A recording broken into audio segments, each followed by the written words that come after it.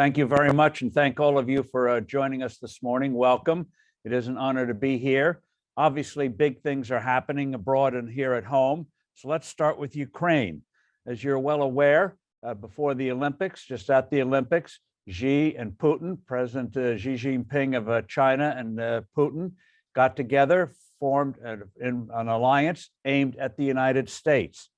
So Putin's aims are really beyond Ukraine. He thought Ukraine would be a cakewalk. He wants to undermine NATO and have Russia be the dominant power in Europe. Obviously, his hopes of destroying the NATO has been shelved, you might say, for the moment, shelled, you might say, by the stout resistance of the Ukrainians. What is amazing about what is unfolding in Ukraine right now, which the Biden administration hasn't fully grasped, is that Ukraine can win this war. The Russian military operations have been disastrous, shocking experts who thought they could better coordinate their military assets. And what's becoming clear is the corruption in the Russian military is far more extensive than previously realized. As more than one observer has pointed out, you can either spend your time stealing money or spend your time creating a full first-rate military. The Minister of Defense in Russia, for example, has reported to have an $18 million mansion. And I think the latest is in his daughter's name. So the stealing was rampant. Moreover, the non-commissioned officers in the Russian army are poor. That's the backbone of a functioning army. Before the breakup of the Soviet Union 30 years ago, who were the non-com officers in the old Red Army, the old Soviet Army? Ukrainians. So right now we have a situation where Ukraine could win, but the Biden administration still is not supplying needed weaponry to enable Ukraine to truly rout the Russians. We know about the MiG-29s, which Biden refuses to let go from Poland to Ukraine. There are not enough anti-aircraft weaponry, such as A-300s and the more advanced ones, A-400s. They need more drones and the like. So they still assume, many of them, including Biden, that Russia ultimately will win the war. And that's why Biden and his cowering cohorts are going to start to pressure President Zelensky of Ukraine to come to some agreement with Russia that'll give Putin some sort of victory. Biden and his people are still worried that Putin will escalate the conflict. Well, newsflash for them, he's already escalating the conflict. Ask the people of Ukrainian citizens who are being pounded every night. And now Putin is threatening to use, quietly behind the scenes, weapons of mass destruction, primarily chlorine and other chemical and biological weapons. He used chlorine in Chechnya. The great city there, Grozny, was shelled, and they use chlorine to kill people who are sheltering. So if the shells don't get you, the chlorine will. And they're ready, looks like they're ready to be doing that in Ukraine. And that's why Biden, instead of saying, well, they might use weapons of mass destruction, why in the world doesn't he start drawing credible red lines to Putin? If you cross that line, here are the bad things are going to start to happen. Don't say bad things will happen. That obviously doesn't deter Putin. So Biden may start to force Zelensky to do a partition, but a victory in Ukraine would not just be about Ukraine, but also would be good for Europe, and it would send a message to Beijing about Taiwan. So this is not just a regional event. And here and so I think the pressure of events is going to force the Biden administration reluctantly to provide more and more weapons and intelligence to the Ukrainian forces. And you could see a situation where the Russian army actually is forced to pull back, or you may see mutinies in various parts of the Russian army against what they're doing in Ukraine. And here we come to the shocker. At the same time we have the disaster unfolding in Ukraine, the Biden administration is working around the clock to conclude a nuclear deal with Iran. Now, the Iranians won't deal directly with the United States. They do it through third parties. You know who the third party Biden is using? Russians, Putin, to negotiate a nuclear deal with Iran. How ugly, immoral, obscene that is, using Russia to cut a bad deal with a bad regime. Make no mistake, but the way this agreement is shaping up, Iran will have the means, rich uranium, to make scores of bombs within a few years. They will have, there's no inspection provision that's worth the paper it's written on. Inspectors will not be allowed to go into Iran anytime, anywhere to make sure they're complying. Even under the previous deal, concluded in 2015 and ended by President Trump in 2018, already there are at least 3 sites in Iran that were not reported to inspectors that have traces of uranium. Hello. So also the agreement does nothing about ballistic missiles. Iran is developing ballistic missiles to send their atomic weapons anywhere to the world, not just Israel, but here to the United States. And there's nothing in the agreement that hobbles Iran's supporting of deadly terrorist militias in the Middle East and elsewhere. And so the Senate must approve this deal, according to what was written in 2015. But the Biden administration will probably try to find a way around it. But the nice thing about with elections coming up, Biden is going to have to be forced, the White House is going to be forced to submit it to Congress in one way or the other. And there, I think it will be killed. So bad Iran deal. Amazing that Biden is still cozying up to Putin to help him out with that. Dreadful deal. But I think the public opinion and Congress are going to ultimately kibosh it. At some point, Israel is going to have to take action against Iran because they're coming close to having nuclear weapons. And as we know, once a country gets those weapons, you can't take them away. So preemptive action is going to come in the next 2 or 3 years. So in terms of Ukraine, I think Putin will fail, again, because of the pressure of events, despite Biden dragging his heels on that. So in terms of the foreign policy front, we're in bad shape in the Middle East. Biden has wrecked our relations with Saudi Arabia, put it under strain with Israel and other countries in that region. But I think, again, the pressure of events is going to see a reversal of that. And this gets us to the home front. Amazingly, despite what's happening in the world, Biden still wants to create a socialist paradise, Bernie style, here at home in the United States. That's why in the past year, the administration has enacted new regulations that experts calculate is already going to cost the American economy $200 billion a year. Regulations are a form of taxation. So even though President Biden says, I'm not going to raise taxes on anyone making less than $400,000 a year, you go to the gas pump, you go see what regulations are doing to businesses, $200 billion a year at least. You can see there are taxes hitting everyone, not just the so-called rich. Now, this gets to appointments. They're still making dreadful appointments. A couple of the bad ones have been rejected by the Senate, couldn't clear the Senate. But every chance they get, they're putting people in of the extreme variety, the Bernie Sanders AOC variety, in various parts of the bureaucracy, hoping to do by decree and regulation what they can't get through Congress. Fortunately, inflation is going to kill the Democrats this November. Republicans will get control. And so they will be able to start applying brakes to some of these regulatory excesses and certainly lining up to be repealed in 2024. In the meantime, in terms of inflation, I've got a book that I co-authored coming out in a couple of weeks, next month, April 19th, called Inflation. You can get it on Amazon. One of the things to keep in mind is there are 2 kinds of inflation when we think of rising prices. One is monetary inflation. The old one, you print a lot of money, you undermine the value of your currency, and guess what happens? Bad things. But there's a non-monetary kind of inflation that comes when governments do bad things, or when you get a natural disaster, you get a drought, you get a hurricane. That can affect prices for a while. Prices go up. You can have government regulations and taxes. I mentioned those $200 billion worth of regulations. That will raise prices. That's not the monetary, that's the non-monetary kind. They do raise costs. You see an example of it now with the war in Ukraine. Ukraine and Russia count for about 12% of the exports of food calories in the world today. Ukraine, for example, 10% of the world's wheat comes from Ukraine, 14% of the corn, 50% of sunflower oil. All that is being disruptive. That's going to create serious food crisis in developing countries, but also means here at home, food prices are going up. So that's not the monetary kind, that's the kind of non-monetary inflation. Now, Biden continues to wage war against fossil fuels, even though gas is about one of the cleanest fuels you can have, in many ways cleaner than these windmills which kill birds, among other things, and cause massive amounts of mining to get the minerals needed to build those farms. And of course, solar panels, which have their own problems.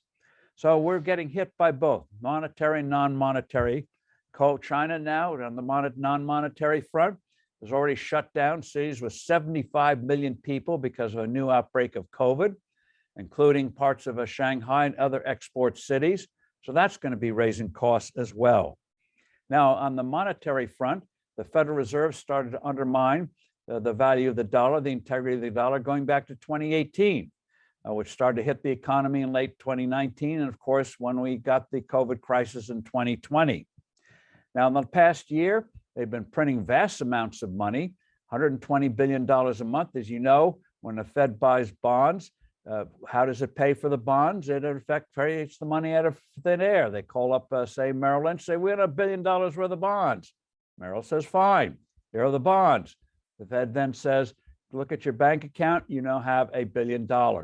They just created out of thin air, the ultimate ATM. Now, the reason we haven't had even worse inflation from the Fed is because the Fed has been using a gimmick that's formerly called reverse repurchase agreements. What in effect the Fed does is borrow money each night from banks and from money market funds. So they try to keep the money from flowing into the economy. The amount of these reverse repos, which in February of 2021 were at zero, now today around $1.6 trillion. That's right, $1.6 trillion of overnight money the Fed has created and is trying to keep from flooding into the economy. So that at some point is going to start leaking because the banks have a right to take that money anytime they want. So the Fed has set up a potential storm in the future. Now, the big danger with the Federal Reserve right now is it doesn't know how to fight inflation. They always told us what was happening was transitory. They didn't take it seriously in the last 2.5 years. And this was before the COVID crisis. They were starting to misbehave. Unfortunately, the Fed is in thrall of a thing called the Phillips curve. That's not a baseball pitch. Thankfully, it looks like we're going to get some baseball this year in a few days. But the Phillips curve is named after an economist who said back in the 1950s that if you want low inflation, you have to accept higher unemployment. If you want low or lower unemployment, you have to have higher inflation. In other words, the trade-off between inflation and unemployment. Well, experience shows the curve is nonsense, but it's wholly writ at the Federal Reserve, which means the only way the Fed really knows how to fight inflation is by, guess what?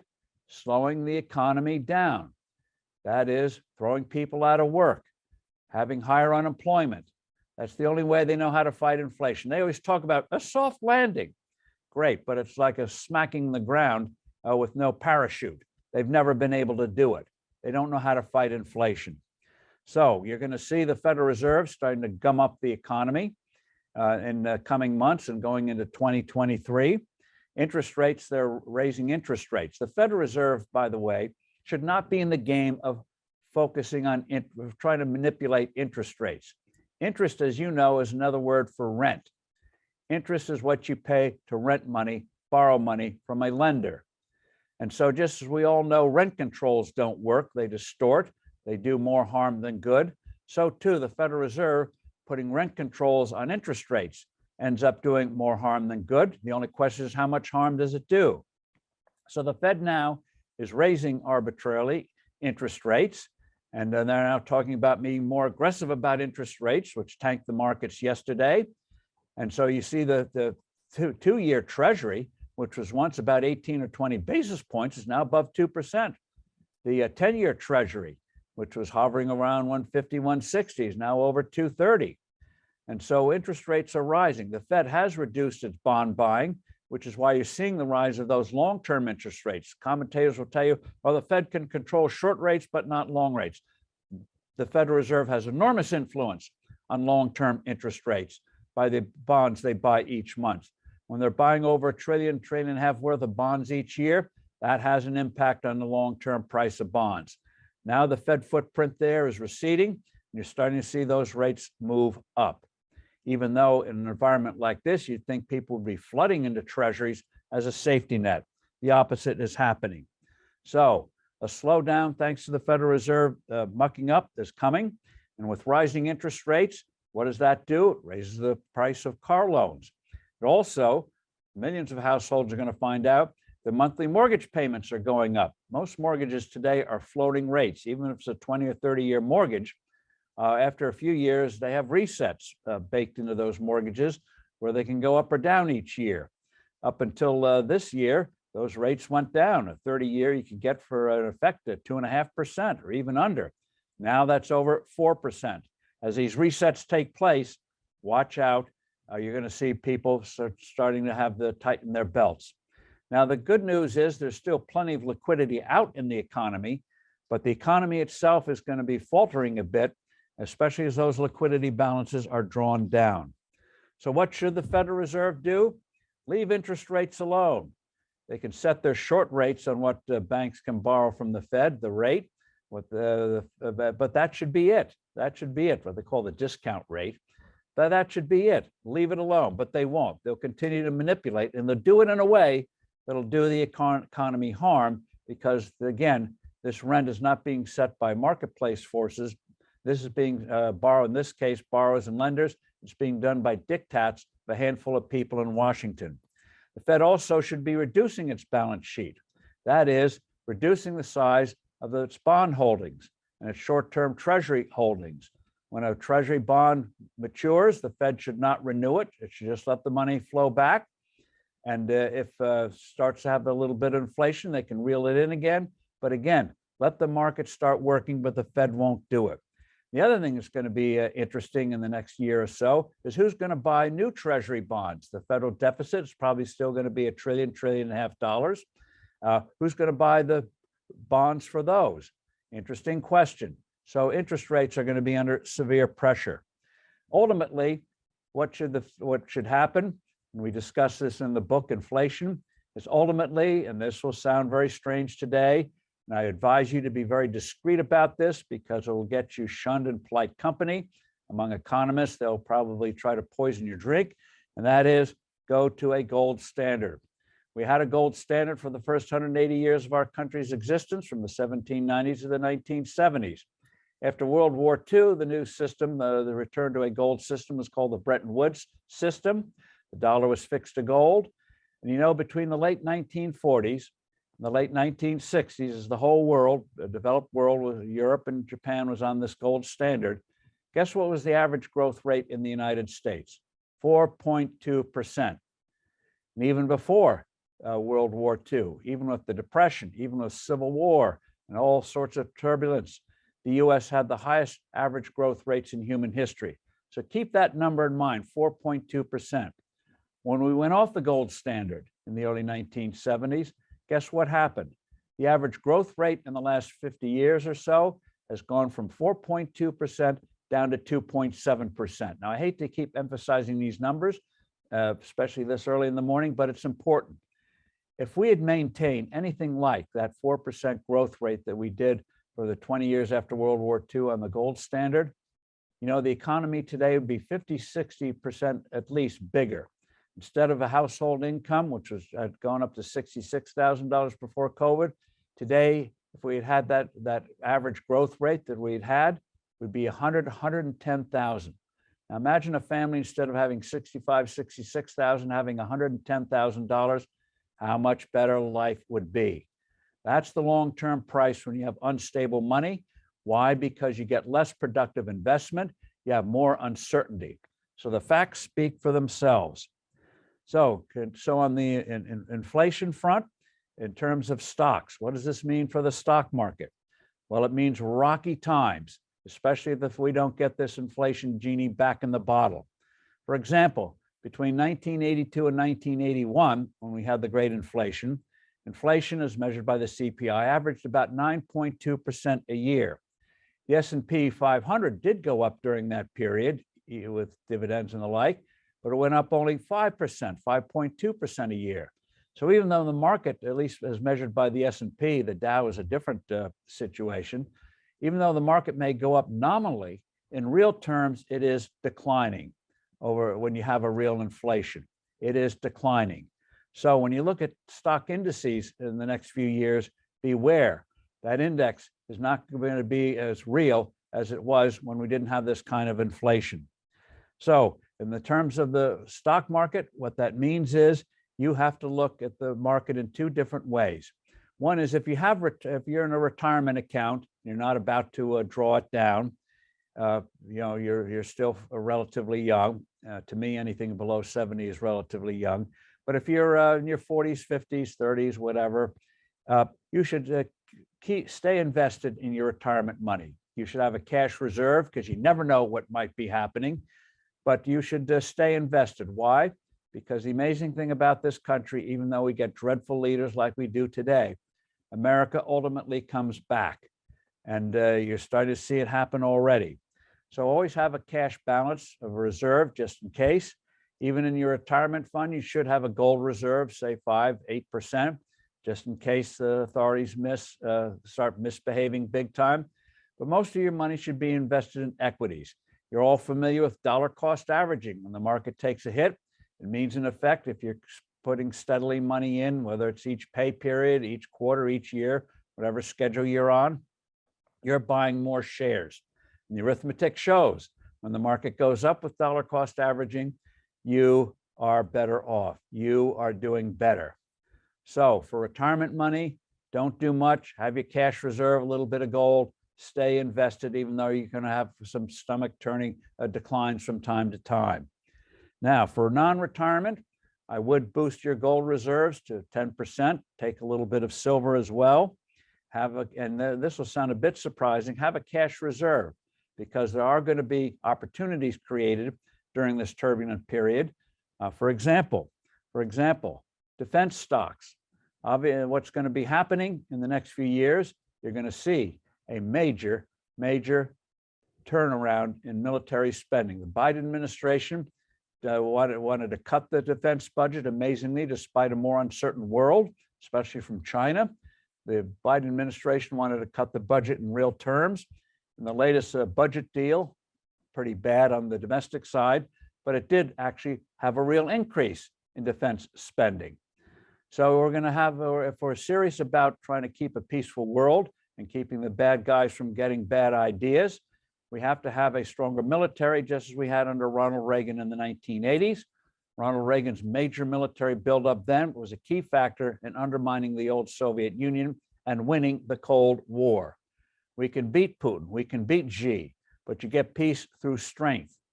And that's what we need to do here. So the Biden administration doesn't want to increase spending. They'd rather spend it on their socialist fantasies and wreck the economy, wreck our lives.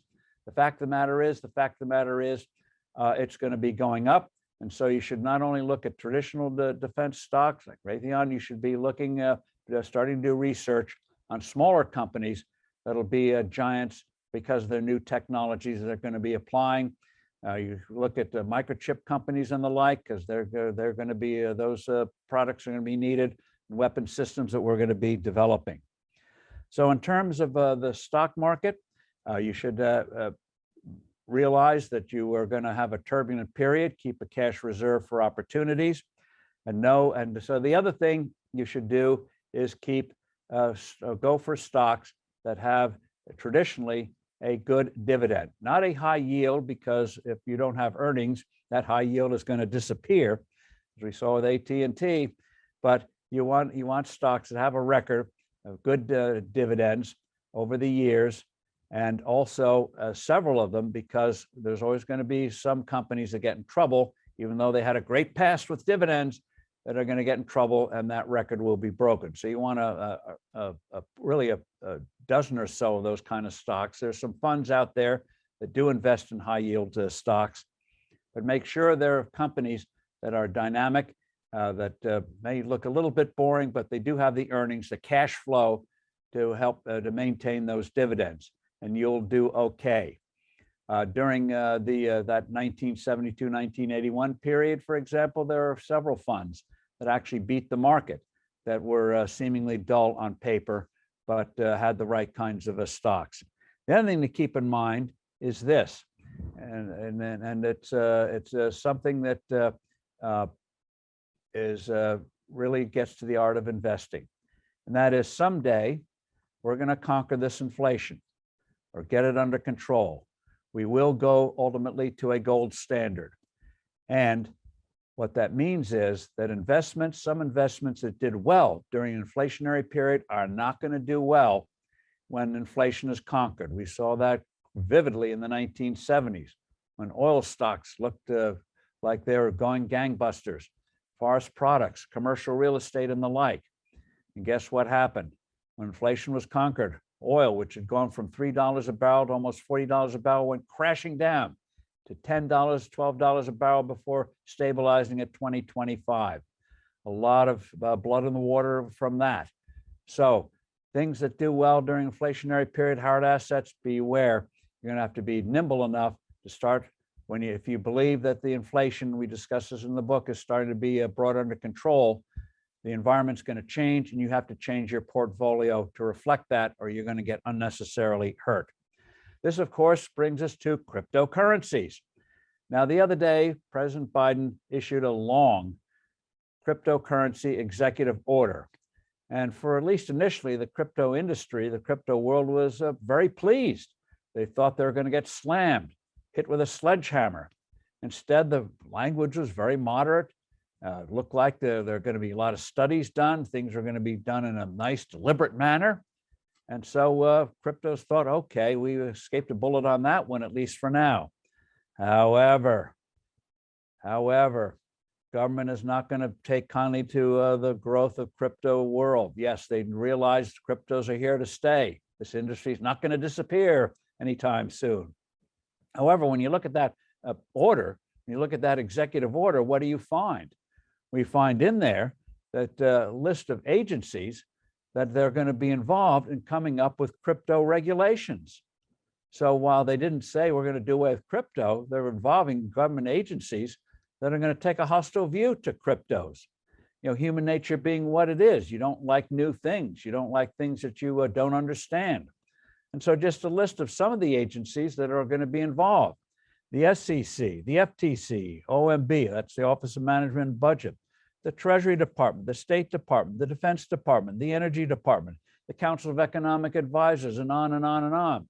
With all those agencies involved, how well do you think crypto is going to ultimately do? And then there's another thing.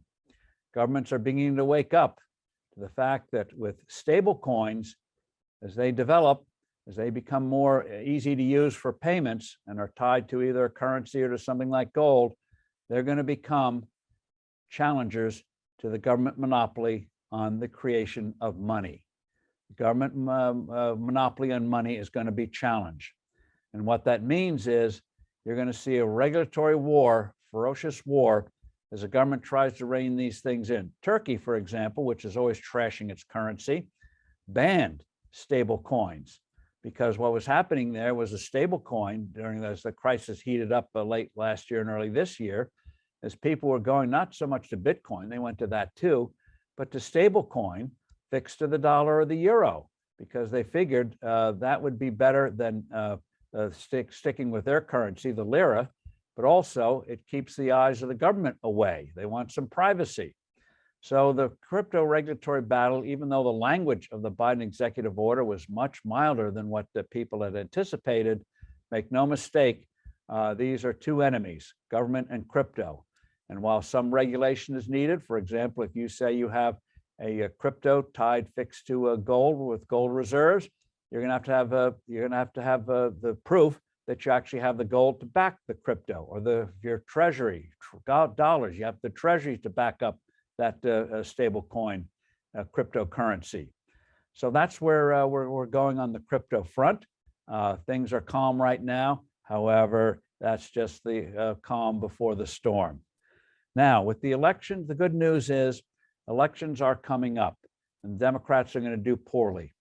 Now, Ukraine, I think, is going to, if the Biden administration just gets its act together just a little bit, actually will win that war. The Iran deal, I think, will ultimately, horrible as it is going to get scuttled. And as I mentioned, after 2024, there's going to be big military buildup. Other good news is tax cuts. The government still wants to raise taxes, either by regulation or through Congress. There's mutterings about having an excess profits tax on oil and gas companies.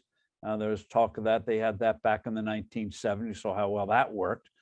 So the federal government hasn't gotten the word. However, states, especially red states, are cutting taxes or eliminating taxes. In Iowa, which is used to be one of the worst states in the union in terms of state taxes, is now becoming one of the best. The governor there, Governor Reynolds, has put in a flat tax, phasing in a flat tax, both lowering it on businesses and individuals. States like Mississippi, Georgia are putting in programs to eliminate their state income taxes. North Carolina has a program to eliminate their corporate business tax. So over 20 states are now in the process of lowering or getting rid of income taxes. What a contrast to the mentality in Washington. What that means is it's setting the stage for big, positive tax reform if Republicans win in 2024 and keep control of the Congress. So I can't resist giving a plug for the flat tax, which is in use in 30 countries around the world today. Single rate system takes that horrible income tax code, which is at least 10 million words and rising. We all know the IRS today is absolutely drowning, floundering, when the IRS says, oh, we need more money. No, you need competent management. In fact, you don't need to exist. That's the whole point of a flat tax, sharply reducing the need of a tax collector. And so in terms of a flat tax, I think some candidates in 2024 are going to go for it. I think there'll be public approval of it across the board. The polls show it. It works in the real world. What you have is a single rate. You get rid of all the deductions, throw the whole code out. The only deductions on the personal side would be for adults and for kids, for business, for the cost of doing a business. But on the individual side, a family of four making with a flat tax that I'd propose, there are other variations around, would pay no federal income tax on their first $52,800 of salary, no tax on savings, and no death taxes, as I like to say, no taxation without respiration. And I think that's going to be coming because you see it happening already on the state level, either going flat or eliminating the income tax. And just to close on that, it's not about economics, drive equations and the like. It's a huge immoral opportunity cost. Go back 20 years, and what do you find? You find that the IRS estimates we spend 6 billion hours a year filling out tax forms. And experts estimate we spend $200 to $300 billion a year complying with this hideous, corrupt tax code that nobody understands, including the IRS. 200 to 300 billion. So go back 20 years. If you'd taken those literally over 100 billion hours, literally trillions of dollars, and imagine if all that brain power had instead of this corrupt tax code, gone for new products, new services, new medical devices, new cures for disease, how much better off we'd be. It would be remarkable. And so I think you're going to see that coming. So right now, plenty of uncertainty and bad things happening in the world, but they can be turned around. And certainly the pressure of events is that way. And the political situation in the United States is turning around. You see it on the state level. And after the elections, by the way, there'll finally be honest investigations into what happened in 2016 and elsewhere. You saw the other day, the New York Times, 17 months later, acknowledged Hunter Biden.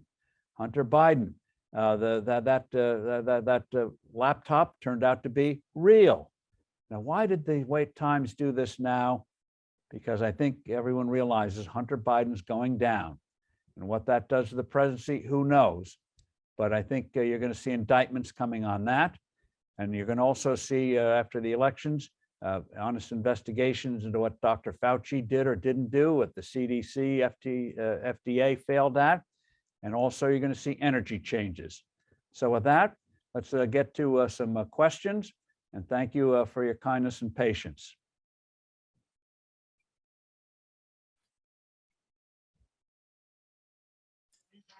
Thank you so much, Steve, for this presentation. Now, we do have a couple of questions. The first one from Michael. He's saying, if Beijing provides serious support to Putin, could that drain resources and attention towards Russia so they won't be available for an attack on Taiwan? What it means is the real thing is if Ukraine is allowed to triumph, uh, it'll send a profound message to Xi Jinping that Taiwan may not be a pushover. That indeed, even though before Ukraine, the Western world looked like a shambles, like we couldn't get our act together, and suddenly things came together in unexpected ways. Western experts didn't see it coming. Putin certainly didn't see it coming. So that gives pause to Xi Jinping on making a fast move on Taiwan. He also must be asking, gee, the Russian military on paper looked to be pretty good. Are my generals giving me the truth of the true state of my military? And so I think you're going to see some hard questioning and probing there. So we're in a world where you can't silo things. And if Ukraine is allowed to triumph, that does mean that Taiwan has a better chance to survive, and also means we should be supplying Taiwan with defensive weaponry on a greater scale than we are now. Not that you can make Taiwan invulnerable. That's not going to happen. China does have more military strength and certainly missiles than Russia does. But what it does mean is it gives Beijing pause. It also reassures our allies in Asia that we're not going to bug out when things get tough. We'll be there. And so they know they're going to be very integrated with the Chinese economy. That's already true today, but it also means that politically and economically, there is an alternative to China, a counterweight to China. And that's what Vietnam wants. That's what other countries, Malaysia and others want. They want a counterweight, a good counterweight to the influence of China. The next question I have is from Richard. He wants to know, how do you factor in increased productivity into the inflation scenario?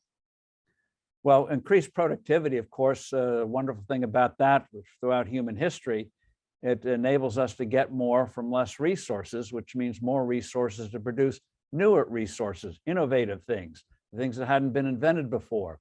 So productivity is a key, and that's why you want a benign environment, continuing deregulation, cutting tax rates, having a stable currency. You know, we don't float the size of a gallon of gasoline each day. The dollar should be stable.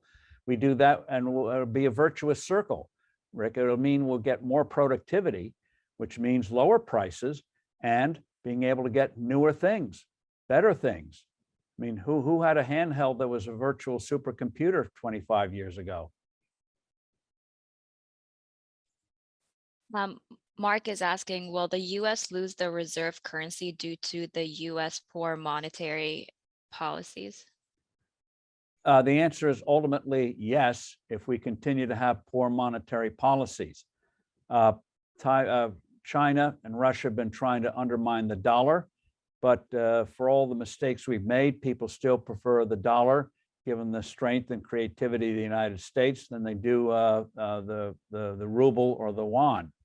And so, but I think we can preserve our reserve status. All it means is people will do deals denominated in dollars. They don't hesitate to hold dollars in their government reserves. And if we go forward to a gold standard like we had after World War II or for 180 years, then people will prefer dollars to any other currency in the world.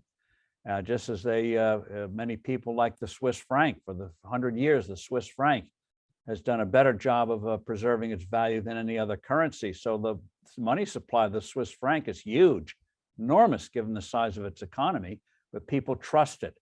And if we have a stable dollar backed by gold, as we did in the 1950s and 60s, and we did for most of our existence, people will love holding the dollar.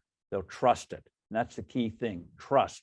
And that's what's been undermined with these massive deficits, massive government spending, and the like.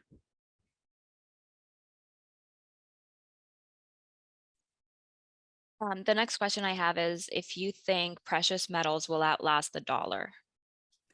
Precious, yes. In the whole course of thousands of years of human history, yes, someday the gold will still be around. Every ounce that's been mined is still in existence. And gold has held its intrinsic value better than anything else for a variety of reasons, better than silver or anything else. And so, yeah, gold will outlast us all. But in the meantime, I think that as we've seen, when we get the dollar right, great things happen. You know, which in a good economic situation, you want holding gold to be a bad investment because it doesn't have cash flow, doesn't pay dividends. It just sits there.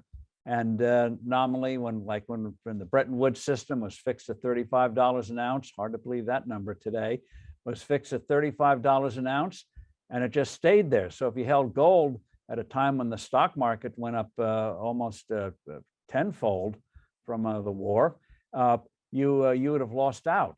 So there are periods of time when the dollar, when a good economy will do better, but a key to a good economy is having a gold standard.